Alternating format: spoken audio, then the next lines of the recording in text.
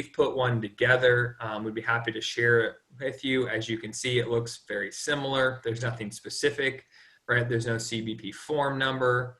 There are 9 data elements. We'll kind of walk through those here in a second. They are laid out in Annex 5A as what the 9 data elements you need are.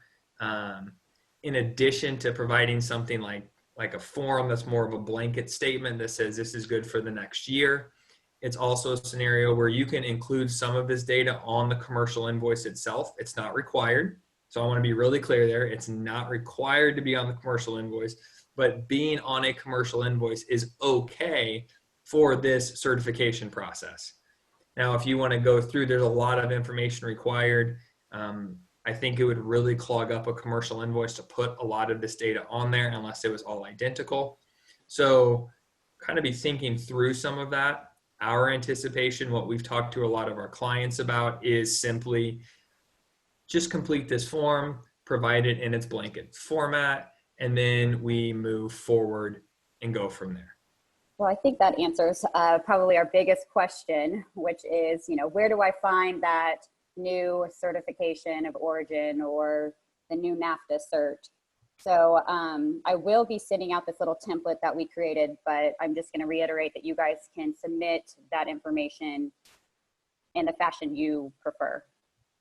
Right, and really it's all about, and we'll walk through some of these main document or the main data points here in a moment, and that's really what the program's about. It's not about a form, it's about the data on the form, right? Customs has been going here for a long time. As we transitioned into ACE, it wasn't about the paper 7501, it was about the data elements on an entry summary. So this is where we're headed. This is where a lot of these agreements are going to end up. And so this is just kind of the start, in our opinion, of where we're going to land. Adam, before you get into those data elements that are now required, can you talk through some of the data elements that were removed that were on the original NAFTA certification of origin? Sure. So one of the big ones is actually country of origin, which I think is really unique. And it has to do with the fact previously to this, we were using CA and MX, right? To classify where that country of origin was. Now with the change in the tariff of an SPI of S, if the item is on the certificate of origin, then the assumption is it qualifies, that's why it's there. So there's a question that's come in here. It's on USMCA certificate of origin, must we only include USMX and Canadian originating items, or maybe also include other items? The answer to that is you do not want to include any other items, because by putting something on this form, especially in the scenario that we've provided it here, putting something on this form, you're certifying that whatever's on this form does qualify for USMCA treatment. So we need to be really careful there that we're not adding additional items of other origin, or even items that might qualify as, different. You really start to see it with US goods, right? There are different qualifications to claim something's made in the US compared to qualifying something for USMCA. So that's a big difference. And so by putting something on this form, you are certifying that this item does qualify. So be really careful there with exactly how we handle that piece of this. Real quick, Adam, can the certification be issued for a year, or does it need to be per PO or shipment? Can you go over that one more time? You bet. So the certification can be either way. It can be shipment by shipment, or it can be a blanket cert, just like we had the old NAFTA blanket certifications. USMCA also allows for a blanket certification option. Okay, so, sorry, go ahead. One more question. Does each country have to have, does each country's denomination of the agreement, how, we say USMCA here in the United States, it's TMEC in Mexico, CU, SMA in Canada, does that affect the letterhead or the terminology in the certification of origin? Say that one more time. Does the terminology in the certificate of origin matter based on which country you are in? No, it does not. So you're going to see this kind of used across the board with TMAC, USMCA, CUSMA up in Canada. So that's really the whole point of not having the form, right? It's all about the data elements. So we put this together as a certificate of origin for USMCA. We're obviously US based, but if you see something that comes in as TMAC or CUSMA, any of those are going to work as long as the data elements are accurate. And that's the most important thing here. And I know in the compliance world we live in, we like forms. We like someone to tell us exactly what we need to complete. So that way we follow it to the letter of the law. And Customs at this point has said, as long as you give us the data provided, that's really all that we need. We're not looking for a specific form or a specific way to really do any of this. So I think you might have just answered the next question real quick. Can we leave the COO, certificate of origin, on the form just for internal verification? Absolutely. It's not going to hurt anything simply because even in the form that we produce here that you're seeing a copy of, it says United States, Mexico, Canada agreement. It says certificate of origin on the top, but really it's about the data elements that are inside of this form. So yes, you can leave it up there. It's not going to hurt anything. But at the end of the day, it's all about the data. And that's really where Customs is going. So this makes a lot of sense to me, someone who's been around the advent of ACE for a really long time, but it's very new to, I think, the importing community, the brokerage community. This has become much cleaner, much more normal about Customs being more concerned about data, not form. And so now we're kind of starting to see that as we get into this most recent trade agreement. Obviously, there's conversations with the UK, right, with updates with Japan and things like that. So I think we're going to see this as we continue to move forward, the government, Customs, be more concerned about data, not form. Excellent. Well, let's get into the data. Perfect. So we already talked a little bit about this. How do we share it, right?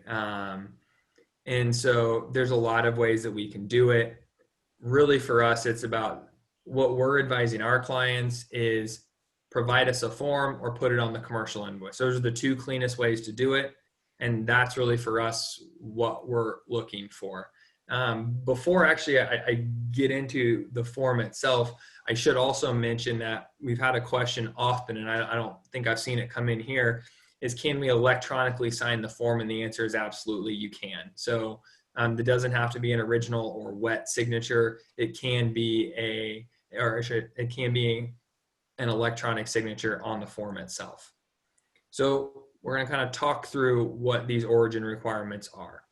So really, at the end of the day, what kind of a certificate of origin is it? Are you an importer, an exporter, or a producer? And that's really the first step. And what's interesting about that is Customs is allowing for multiple people to potentially certify: importer, exporter, producer. So that's kind of interesting. The certifier, the first kind of block in that form is the certifier, and that's the company and person signing. So the way we have our form design is you have the company in the upper left-hand corner, and then down at the bottom, you have who is really doing that certification. And we'll get to that point here in a second. We're going to do the exporter as well. If it's, you only need to provide it if it's different than the certifier. What we tell a lot of people is Customs agencies, we see the uniform regs come out, but as any of you who have been involved in trade understand, the government has not always done the best job of communicating what this looks like from port to port.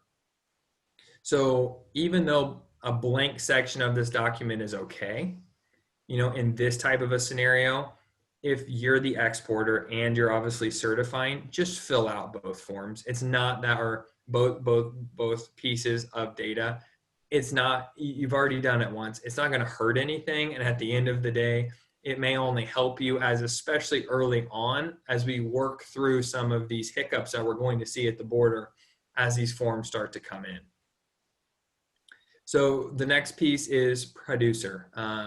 One of the things that has remained the same, even from the old NAFTA form to today on USMCA, is if there are multiple producers, stating various is okay. We can provide a list. We can also put available upon request by the importing authorities. This allows you to maintain some confidentiality if you're an exporter and you're selling something that somebody else produced. So that's a positive piece of this as well.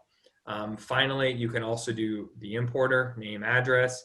If you don't know the importer, that's okay.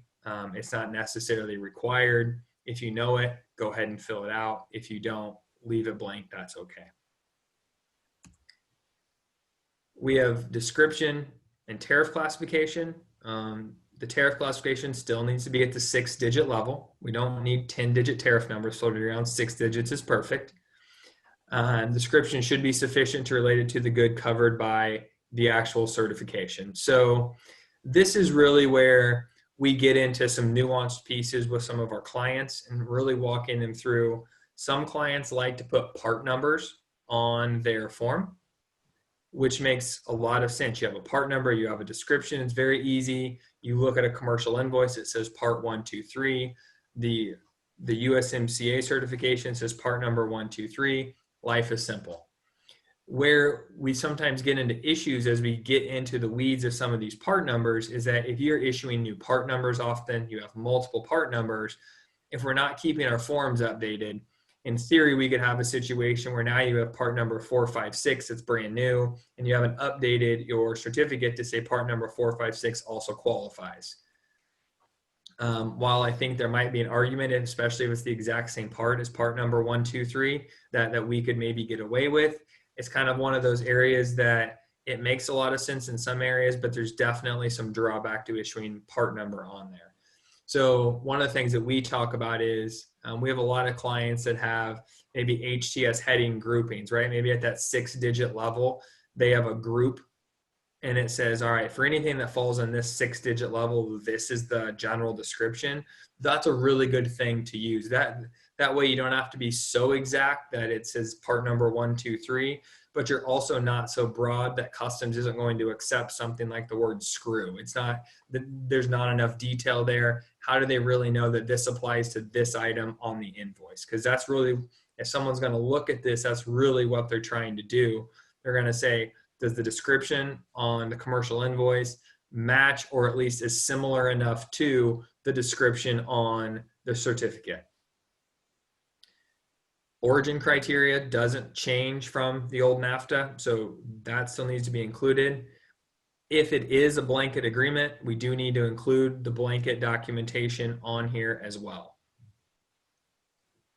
The last piece of this is the authorized signature and date.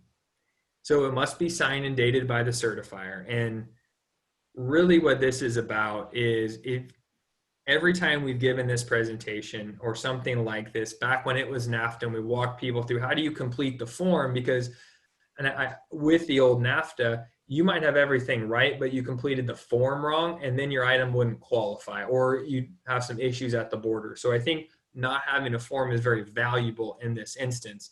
But one of the things that didn't change is what you're certifying.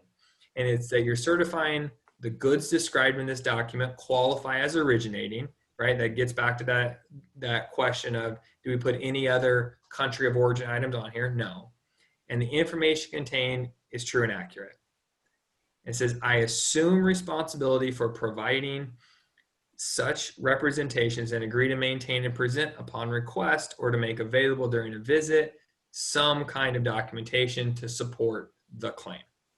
So make sure, another question that we get often is who can sign it? Who should we accept sign it?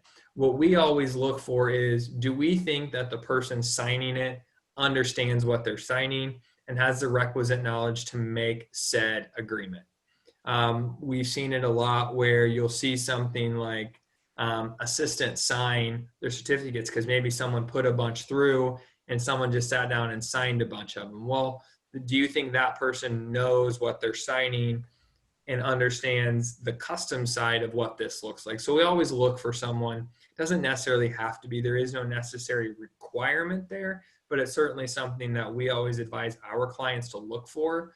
to make sure that we agree that, okay, this person probably really does understand what they're signing. So Adam, we did have a couple questions that came Sure. in regards to that, like who can sign it, and you did answer that. Here's one that's a little bit more specific, and it's what job title usually signs this document.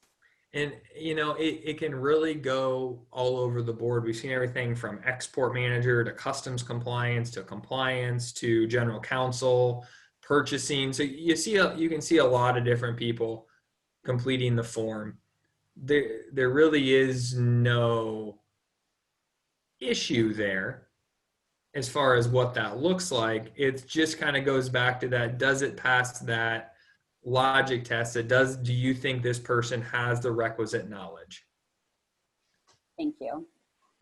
Here's another one. If a U.S. company has a factory in Mexico and the U.S. company is the certifier, can the shipper in Mexico, which is part of the U.S. company, sign the certification?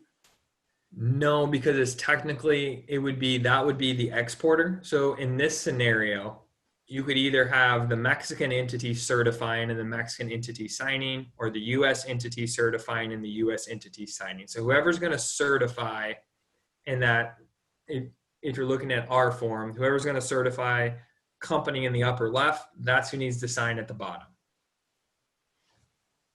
Okay. Can this be signed as attorney in fact? No.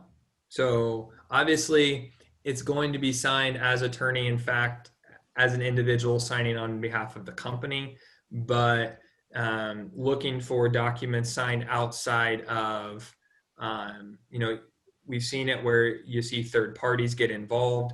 It's technically okay, but at the end of the day, we look to say, did someone certify this and really understand what they're certified?